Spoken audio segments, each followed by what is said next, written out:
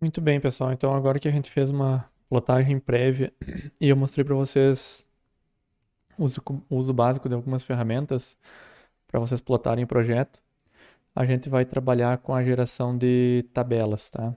Para que a geração de tabelas? Para a gente fazer a gestão da obra. Então, assim, às vezes a gente via pessoal falando, fazer orçamento no Revit, o Revit faz orçamento. Não, o Revit não faz orçamento, tá? O Revit consegue levantar automaticamente quantitativos desde que eu tenha parametrizado o meu projeto. Ponto. Dito isso, o que a gente vai fazer? Levantar esses quantitativos. Qual seria um dos principais usos desses quantitativos? A gestão da minha obra. Eu consigo fazer aquisição de materiais, eu consigo fazer a gestão do meu canteiro de obras, gerenciar meu estoque, verificar quanto de material tem, para quais etapas da obra eu consigo construir e por aí vai.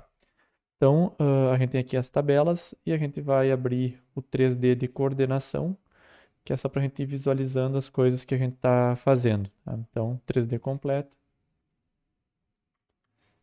E eu vou pegar e vou explodir esse 3D só para ver se a gente consegue deixar bem didático o que a gente vai fazer aqui agora.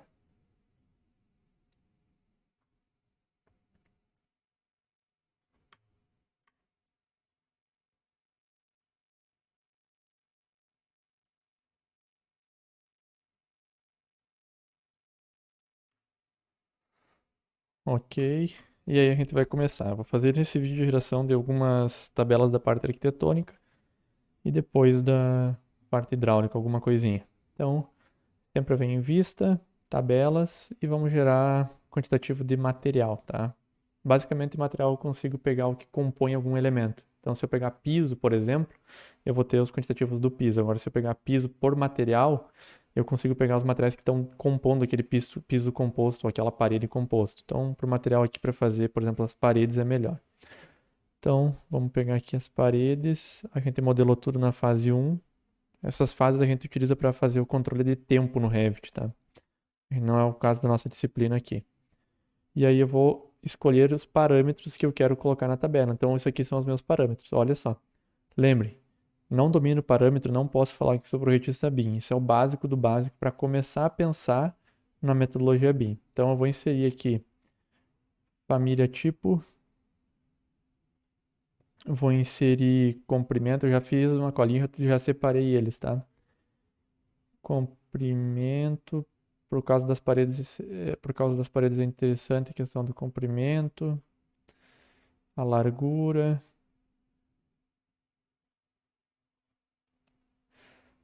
Vamos tirar esse família tipo e vamos colocar material nome. Acho que é melhor.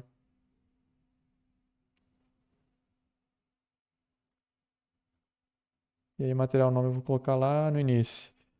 Vou colocar. E aí, área e volume, né?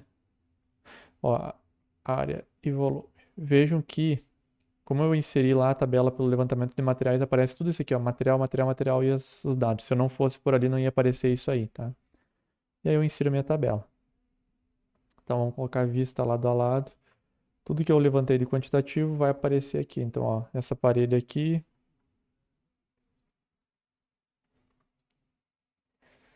Não, vamos pegar pela tinta. Quando eu seleciono na tabela, ele vai ficar azul, ó. O tijolo não ficou porque eu não explodi ela, tá? O emboço também está fechado em algum outro lugar. O azulejo, ó, o azulejo ficou azul. Então, tudo que eu seleciono na minha tabela, eu consigo verificar onde está no meu modelo, tá? Então, eu consigo fazer uma gestão visual também das coisas. Pronto. Depois que eu gerei essa tabela, é interessante eu dar uma ajustada aqui. Então, eu vou classificar por nome. Vamos colocar o rodapé, contagem total e vamos colocar a linha em branco. Ok, então agora está tudo aqui, ó. O vidro, que seria do box, as argamassas colantes, que é para sentar o revestimento, o azulejo, o chapisco, o emboço, massa fina, pintura e por aí vai, tá? Só que também é interessante eu saber o volume total dos materiais de chapisco, por exemplo. Eu quero saber o volume total de chapisco para poder ter uma gestão da obra. Então eu vou vir aqui em formatação, tanto faz onde eu clico, porque eu posso ajustar aqui em cima, tá? E vou vir em volume e vou pedir para ele calcular o total, tá? Se eu quiser colocar duas casas decimais ou mais ou menos, eu vou arrumando aqui. Então, eu aplico. Ó. Então, aqui eu tenho De chapisco eu vou precisar 24 metros cúbicos. Azulejo eu não meço em metros cúbicos, é em metro quadrado. Então não me interessa esse volume aqui, me interessa a área. Qual é a área total?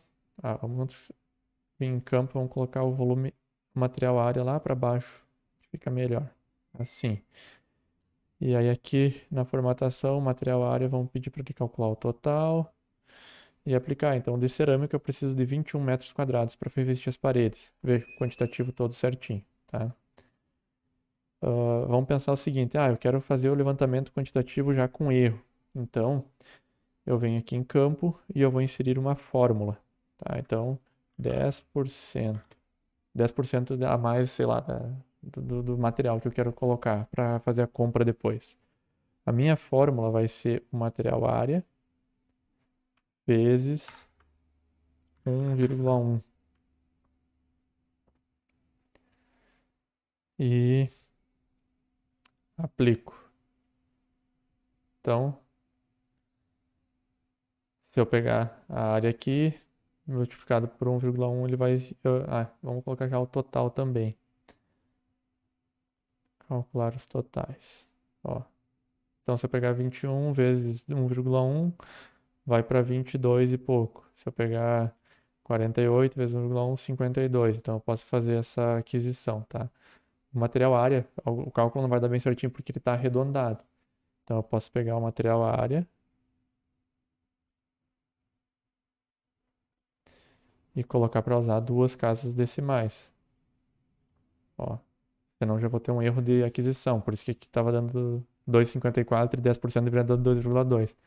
Porque na verdade o total é 2,34. Então eu consigo a partir daqui fazer compra de material, gerir estoque, verificar se meu desperdício na minha obra está sendo muito grande, se está adequado, se eu estou tendo uma compra correta de materiais e por aí vai, tá?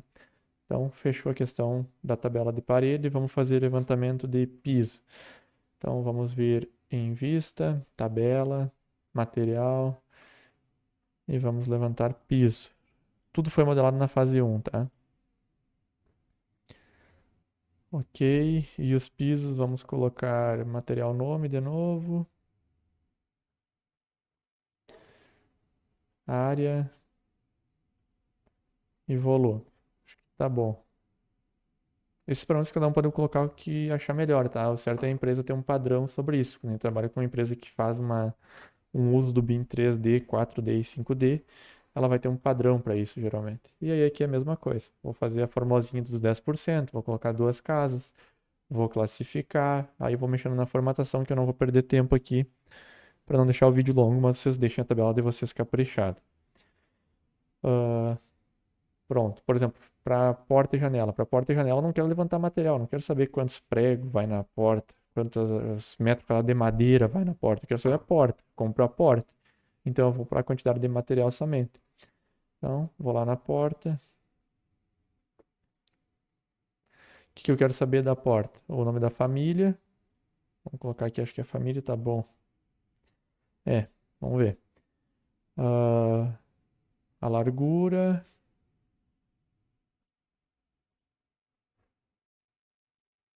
E a altura. Ok, então aqui está a porta. Porta por de giro de 70 por 2,10. Pronto, está feita a porta. Vamos pegar e inserir janela. Então, tabela quantitativo, janela. Vejam que aqui eu já começo a ganhar tempo. Perdi muito tempo, demorei muito mais fazendo o modelo parametrizado do que se eu tivesse feito usando o AutoCAD. Só que agora eu começo a ganhar tempo nos quantitativos, porque sai tudo automático. Tudo bem, é só um banheiro, mas se fosse um prédio, né? E além de sair automático, sai correto, né? Que se eu fizesse no AutoCAD é muito mais difícil de acertar o cálculo manual depois. Então aqui o meu tempo gasto na parametrização começa a ser ganho na hora de levantar quantitativo. Vejam que aqui não aparece material, ó, não aparece material nome, material nada, tá? Então agora fica mais claro quando a gente utiliza só o quantitativo e só o quantitativo de material. Então vamos colocar família.